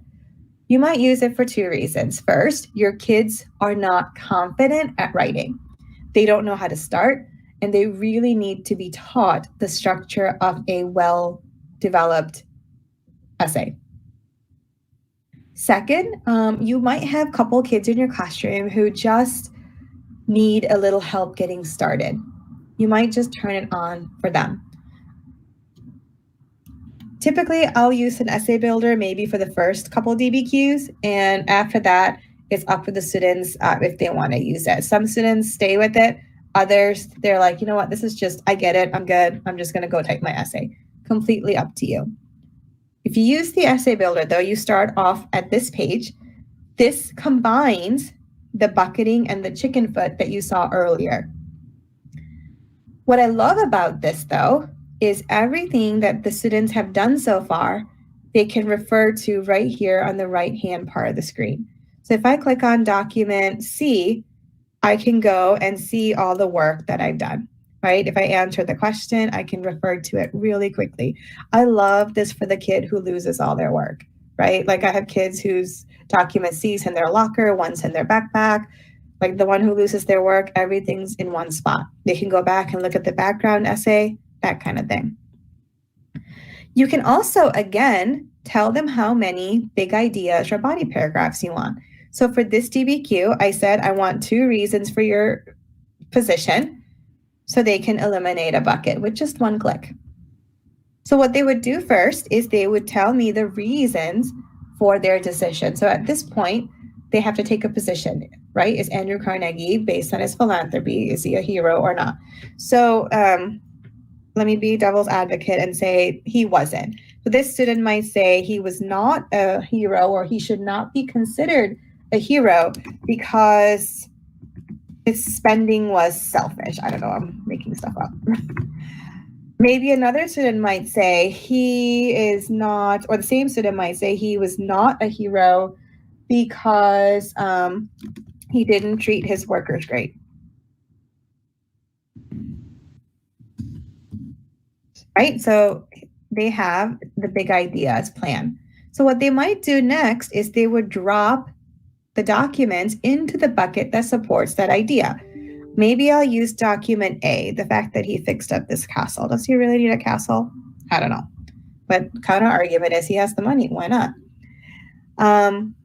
Document C had some information on what his philanthropy looked like, and document D had information about the treatment of his workers. So there we go, right? But what's really nice though is when you're starting to fill out the bucket titles, your chicken foot or your thesis is starting to generate, right? And I can definitely change the order around of these buckets as well. But what happens here is now that the bucket titles are here, I can start generating the first part of my claim. So the way the chicken foot works, ladies and gentlemen, is whatever the essential question, we teach the kids to rephrase into a sentence, right? Or like a sentence starter into the beginning of the chicken foot. So if my question is Hammurabi's code, was it just? They might start off with, yes, Hammurabi's codes were just because. Or if my question is, why did World War I begin? They might say World War I began for various reasons. So they just reword that question into a STEM. So since our question is the philanthropy of Andrew Carnegie, I might say something like the philanthropy of let me see. I might say something like, hold on. I actually wrote this out earlier just to make my life a little easy. Sometimes it's hard to write on the fly, ladies and gentlemen. There we go. I was cheating.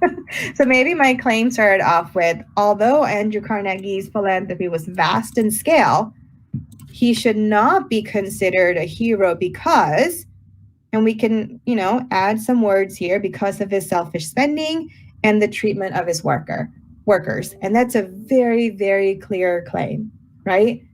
And I also kind of acknowledge the other side, right? Yes, although his philanthropy was large, right? He did a lot. Giving him the title of a hero, not so much, and here's why. And now this kid has not only a claim that's clear, but he or she knows exactly what they're going to write about. I'm going to include a body paragraph on his selfish spending, if that's what they think, and I'm going to write a paragraph on the treatment of his workers as another paragraph.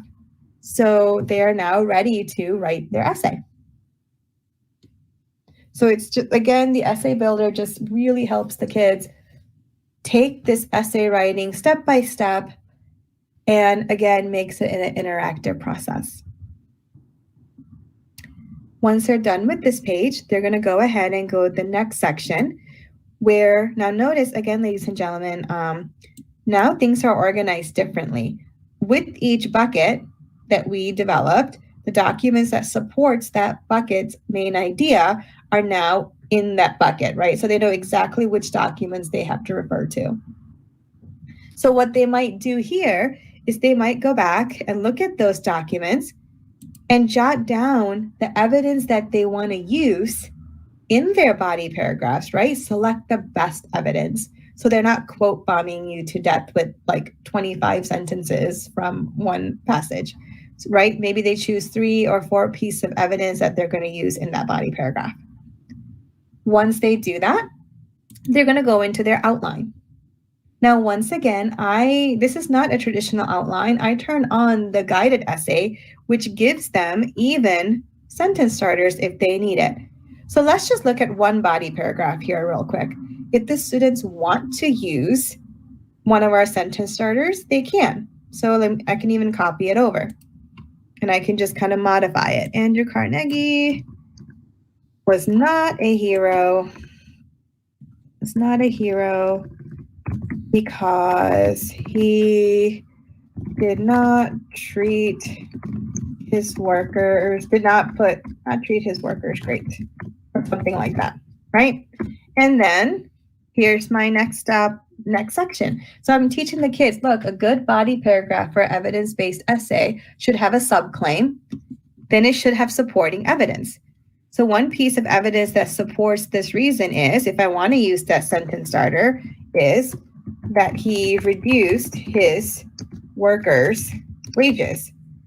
And that was in document D, excuse me. A second piece of supporting evidence is, and maybe I'll say something about the, hold on. Here, I can go back and look.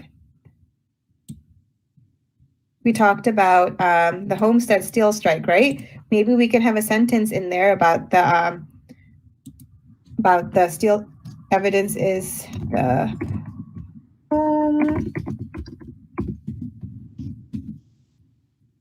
I spell that wrong. Oops. Strike where there was violence and workers were killed. And notice, because it's a browser-based program, you can go ahead and use that spell check nice and easy too. So they have their subclaim, they have evidence, and now they need to start extending on that evidence to build an argument. We give them a sentence starter if they want to, or they can use one of theirs. So maybe I'll write something like, a hero cares about people. Maybe that was one of the things that we talked about in the hook exercise, about people. And Carnegie did not put his people first. And I can go on with this, right? So very, very clear way for kids to build a body paragraph. Subclaim, right? Which is right off that chicken foot. Here's my evidence to back it up. And here's my proof why I think the way I think, which is my argument. Now, this essay builder, what's beautiful about it is as they're planning their outline, they can click build paragraph and it puts their outline into one spot for them. They can add more to it right now, right? But it shows the kids, look, you're writing, you can plan it, like, you already know everything you got to say. You've been writing from the beginning, you get this. Let's just put it together. So we give the kids a system and we give them some confidence with this essay builder. And they would continue this process for the next body paragraph, right? They might do the same thing for the intro. And at the very end, they click build essay. And everything they would type at this point would be in one spot.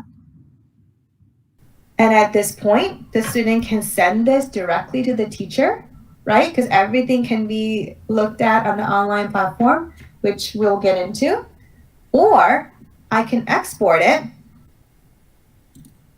And when I export it, a very simple Word document pops up, which I can then turn into a Google Doc, or I can cut and paste into a Google Doc. But again, you as the educator have some options on how you want to collect this. But that, ladies and gentlemen, was not only the essay builder, which is an optional tool, but an in-depth look at the 6-step method in action and the tools that are there to help you teach kids with inquiry. Molly, Rebecca put in the chat that several teachers have already commented on using the essay builder and that these guides help students see the structures of building arguments. So she was just saying what a great place it is to begin and help students scaffold. Absolutely. And what's nice about it is once they do this a couple times, they might not need it anymore. I have a 6th grader at home. I believe that she's currently working on a DBQ as we speak remotely. She's in virtual right now, but they don't use the essay builder anymore, or it's optional for them. And I even ask her, I'm like, did you chicken foot your thesis? And she goes, no, Mom, that's for babies. Because she's been DBQing since 3rd grade, right? So 4 DBQs in 3rd grade, 4 DBQs in 4th grade, 4 in 5th grade. And now she's in 6th grade. So she's that formula for writing, like it's ingrained into her. So again, the more you use this with your kiddos and more we use this as a district with that vertical alignment, just the more confident your kids are going to be at tackling one of these writing pieces. And that's going to transfer to the state assessment as well. So what I want to do next, ladies and gentlemen, is show you what the student side looks like, show you what the feedback feature looks like, and then we'll wrap up. So what I'm going to do is I'm going to actually log out, and I'm going to log back into my real DBQ online account where I have some actual classes and real quick kids. So one thing I will point out though is once your kids are in your roster, you can click on roster and you can see the kids that have joined your class. Obviously you guys have a lot more than my 8 kiddos in my little small group. So that's that. So I made a class earlier today, and I made a lesson for World War I. I promise you, I'm not going to walk you through another lesson, but I just want to show you where that class code is. So here's our class code. And this particular lesson class that I created is called JCPS 1027. So what I'm going to do now is I'm going to actually log out, and I'm going to join this class as a student. I'm going to put in a mock student account, and I'm going to log in. Okay, so when your students first log in, ladies and gentlemen, they're actually going to see a dashboard that looks like this, right? There's nothing extra like yours. It just says, welcome to DBQ Online. You're almost there. Do you have the class code? So this is what they'll see when they log in through Clever. So that class code that you'll share with them, they're going to put in there in that little blue box. Click on join a class, and then they're going to see that class, JCPS 1027, and there's that lesson on World War I. Now notice that that blue box with the class code is it's still there, and it's always going to be there, and it might be something to mention to your students, and it's always going to be there because some of our students in some of our districts use DBQs for social studies and ELA. Sometimes like RTI teachers or intervention teachers will also use DBQs for small group. So they might be in multiple classes at once. So that's why that blue box is always going to be there. So I'm going to go ahead and as a student, click on view, and notice that the student interface looks just like the teachers, excuse me, except that teacher side is now missing. So they can't look at your notes. Right? They just see what you gave them. If I had any instructor markups, they would be here at this point too. So as a student, I would just go through this lesson. I would answer the questions and so on and so on. So real quick, maybe as a student, I might highlight the source here, right? Maybe as a student, I might jot down some notes. Maybe as the student, I might answer these questions, right? And you're probably wondering about, well, can I see what my kids are doing? And can I see it in real time, right? How can I give feedback? It's really important. One of the books that I remember reading when I was in college was this book by Jim Fay, where he talks about the importance of pre-correction and proximity and praise for classroom management. And that whole idea of proximity it's a big one for us, right? We, sometimes all we have to do is just go stand by a kid and all of a sudden they're back on task. Well, with remote learning and NTI, well, you're not there anymore. We all of a sudden lose this powerful proximity tool that we used to have. But what's really nice about our manage button is we're able to keep an eye on what kids are doing in real time. So let me log back out of my student account here and log back in as the teacher. Now this class earlier that I was in, this JCPS class, didn't have anyone in it. Now I have one, me, that just joined it. Now when I click on manage, actually let me show you the manage button on another class. Every assignment is going to have its own separate manage button. All right. And when you click on it, you'll see the student's unit and you'll see the student's essay. But let me go back to this lesson with my one kid. So here it is, that fake user that I just signed in as. When I click on view unit, now I'm looking at their work. So let me jump to that document that I was in. Here it is. So here's that little highlighting that I did. All the work that I just did as a kid, it's already there and I can literally see what they're doing. And if you're using this, synchronously, same thing. When they're working, you can just pop in and see what they're doing. And when I'm popping in to see what they're doing, I can give them feedback. If I'm in a hurry, maybe it's just a quick sticker. Maybe I'll write some feedback. Don't forget to finish question 4.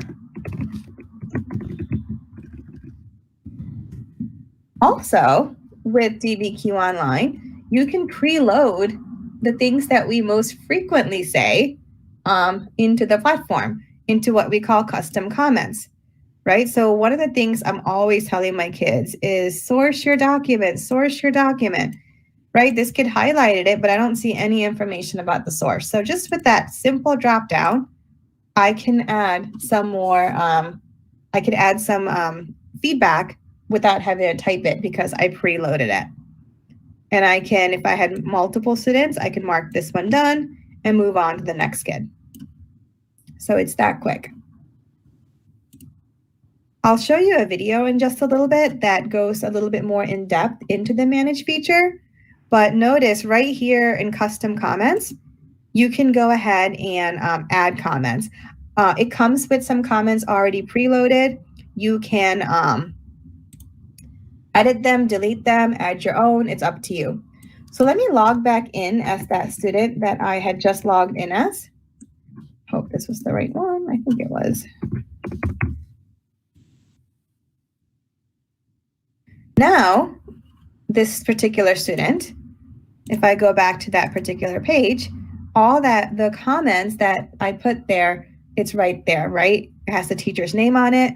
It has the date. So if you need a record of when you gave feedback to the kids, it's already there and it's in real time. So you can kind of keep an eye on what your kids are doing or not doing and provide them that valuable feedback, even when they're not live in your classroom with you.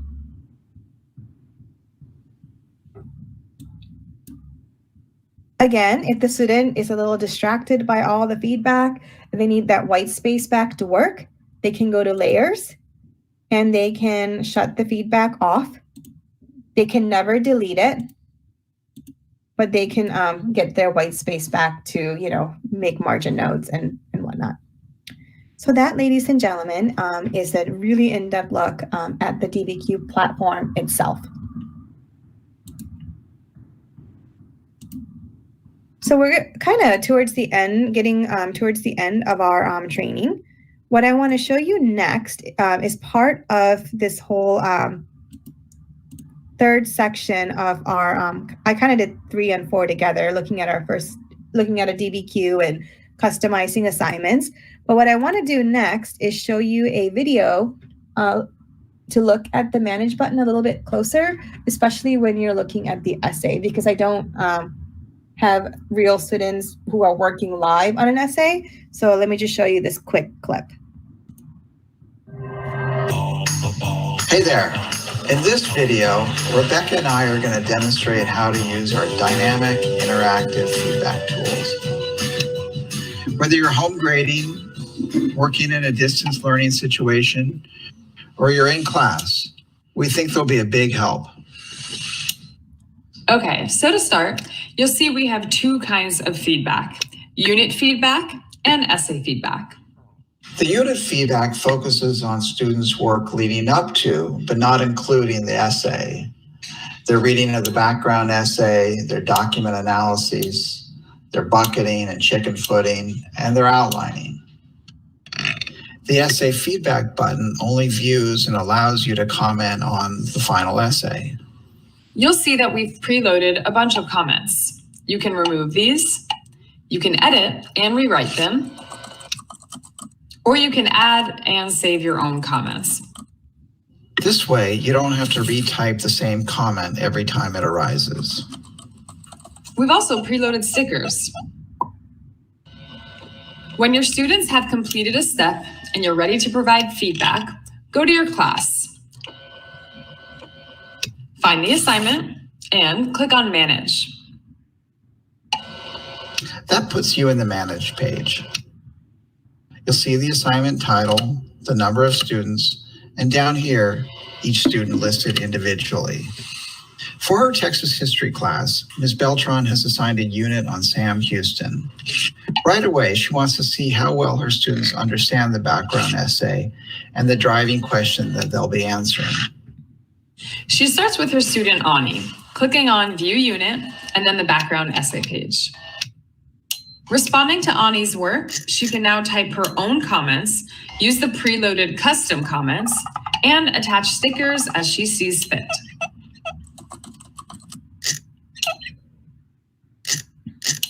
When Ms. Beltran is ready to move on to another student, she clicks on Next Student here, or by clicking on a particular student. Either way, she is taken to the same page in the next student's unit. In this way, a teacher can give feedback and view every student's background essay pages, for example, or their document A analysis. This is especially helpful if a teacher is assessing a particular skill like map reading or dealing with point of view and sourcing. On the student's end, Ani can click View and see if her teacher has provided feedback. She cannot delete or even move Ms. Beltran's comments, but she can turn off her teacher's feedback and then turn it back on again. So for Ani and all of her students, Ms. Beltran can provide feedback throughout the unit with the background essay and the document analyses. And if she has included our essay builder in her initial assignment setup, she can also follow students as they work from tab to tab, from bucketing to chicken footing, extracting evidence, and outlining their essays. On the Manage page, when the button is orange. Wait, that's red. That's totally red. Anyway, when it's not blue, it means a student or students have turned in their essay draft. Clicking on it, she scrolls down and sees who has submitted a draft and when. This empty blue circle here indicates that their essays need feedback. When she clicks on the orange View Essay button, she is automatically in essay feedback mode. The commenting tools on the essay are a bit different from the rest of the unit. To add a comment, Ms. Beltran first has to select a passage, a word, a phrase, a sentence, a paragraph.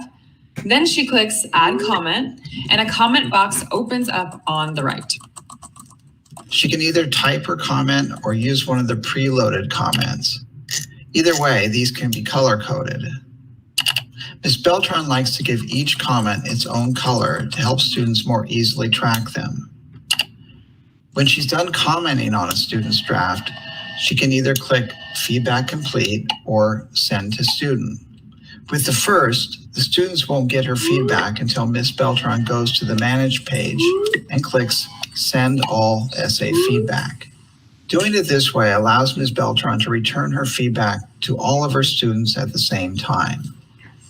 Down here, she can see whether and when she has provided feedback. This allows her to collect a student's essay. This, that a student needs feedback. And this, that feedback has been given. These get updated with each round of revisions and feedback. Up here, she can export all of the essays, letting her grade them in Canvas, Schoology, Google Classroom, or whatever learning platform her school uses. With this, she can collect all the essays at one time. Here, she can send all essay feedback at once. And right here, she can close the assignment, which turns off the ability for students to be able to send more essays. To reopen the assignment, she can still click Open next to each student's name. Let's take a look at another student's essay.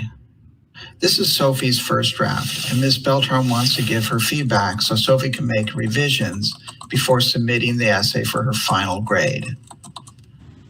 After highlighting a word or passage, Ms. Beltran clicks Add Comment, using our preloaded comments or simply typing something here. When she finishes giving Sophie feedback, she clicks here or here and moves on to another student. But let's say Miss Beltran wants Sophie to go back and give the document a closer look. To do that, she goes down here to the taskbar and clicks on Unit Feedback. After adding a comment, she can easily return to the essay. A couple things to note. After you've sent feedback and you're waiting for a student to revise her essay, you're not going to be able to add comments to the prior version. When you try to highlight a section, like I'm doing here, no comment box appears. You have to wait for the student to revise her essay and then click over to version 2. And here you can make comments. The second thing to note is that whatever version you're in, or even if you're in the rubric, clicking on a student's name here in the floating drop-down box doesn't mean or do anything. This is just a checklist. However, you can use this list to scroll down and click over to another student. Returning to the assignment page, she can again see where the work stands for the whole class. So some of her students have received feedback. For others, Ms. Beltran has provided feedback but not sent it, so she clicks here and those blue buttons turn orange. If she hasn't given a student feedback, maybe she has forgotten or the student has been absent, she'll see this empty circle. On Sophie's end, on the student dashboard. So I'm going to stop that video here. This video will be uploaded. It's brand new. We'll be uploading it into our DBQ online dashboard as well. But the nice thing about this is the students are able to very quickly fix something and send it back to you for a better grade. I think especially these days as students, you know, it's a year. It's been a heck of a year. It's an opportunity for kids just to do better. Just send the essay back to them, ask them to fix it. They can fix it very quickly and send that second draft back for a better grade if you're grading completely on the actual platform itself. Again, you can put the rubric on Google Classrooms, but you can write all the comments for things for them to fix right on the platform if you choose to. So again, ladies and gentlemen, these videos are all available to you. That way you can go back, you can pause it as needed to help you with anything that you need help with. So to start wrapping up this session, I want to talk a little bit about planning for your first DBQ.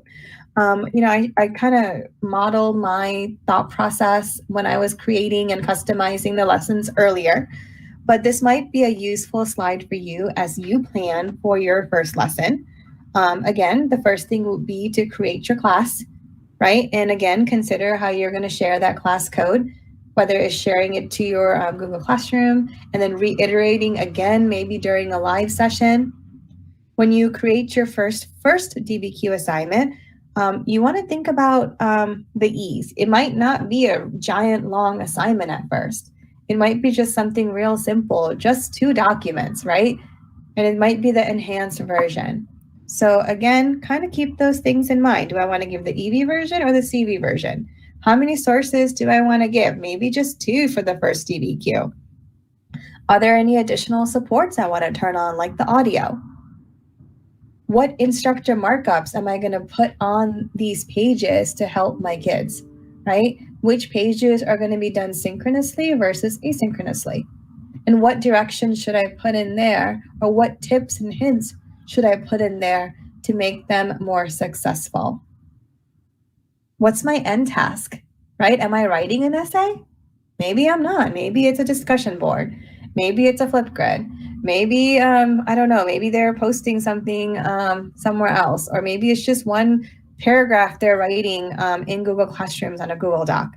What's the end task? And to make giving feedback easier, look at the custom comments that are already in DBQ Online edit them to make them work for you so you can, make giving feedback faster when you're with your kids. So again, I hope this slide is useful for you as you plan your first lesson. The last thing I want to share with you guys is the fact that you have tons of support available for you for your DBQ online implementation. Again, your curriculum team, they really know the platform in and out, so they're there. But I also want to let you know that we have some supports for you also. Couple of supports that I want to point your attention to real quick is if you ever need a refresher with a live person, we have webinars every day that are happening. You can log on, you can ask questions if you want to, but these happen every day. So feel free to log into one of our live demos. There is a getting started video. This is the Cliff Notes version of how to create a class and customize an assignment. There's that. You have access to all our PD videos, again, as I showed you earlier.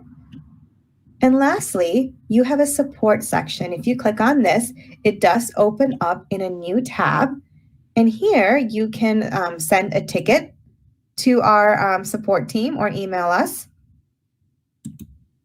But you also have access to all these screencasts, including an FAQ section. But what's nice is, again, most of these are screencasts. So maybe you're wondering, can I add a co-teacher? So maybe you have a special ed teacher or a student teacher or someone else who need access to your lesson.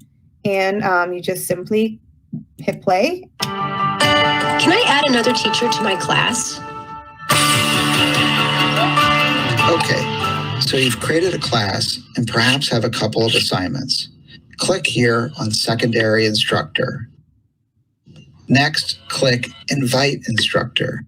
So they're short videos, they're very clear, but again, you have access to this support section to help you with your DBQ implementation too. I just want to remind you, when you click on support, it does open up a new tab. So once again, all those supports are available for you also. And I believe when I hand you back over to your curriculum team, they might have some other supports as well. Again, I hope you feel empowered by this training to support your students. With our mission being, helping teachers help kids think critically. And if you have any questions, please don't hesitate to reach out. It's never a problem. We'll get back to you right away, as well as our tech support. So thanks again, ladies and gentlemen, and I wish you nothing but good luck for the school year. Ryan, Rebecca, and Vincent, back to you. Molly, thank you so much for that. I know that it's been, being K-12, right? You've been with us now for 2 weeks. We really appreciate it. We know that you're not going away either, right? And so Rebecca's here to talk about next steps. So Rebecca, thanks so much. And Molly, thank you so much for getting us set up and just getting us into understanding the lay of the land with DBQ, but also pointing out some great opportunities for us to be able to help students practice the inquiry standards skills as much as we need them to prepare them for what's coming next, wherever they may be. So to help teachers prepare for what's coming next as they begin to plan and implement DBQ, we ask that you guys check out our upcoming PD page on our website at www.jcpssocialstudies.com. That upcoming PD page is going to have a list of dates and opportunities for you to investigate DBQ more, to go more in depth, and we'll also be providing some office hours for support. So please take a look at that page for more information about DBQ and for opportunities to learn more about it. And we're really excited about the opportunity that this is going to provide students. So as Amali said, plenty of supports. Amali's here, we're here. If you have any questions at all, please feel free to reach out.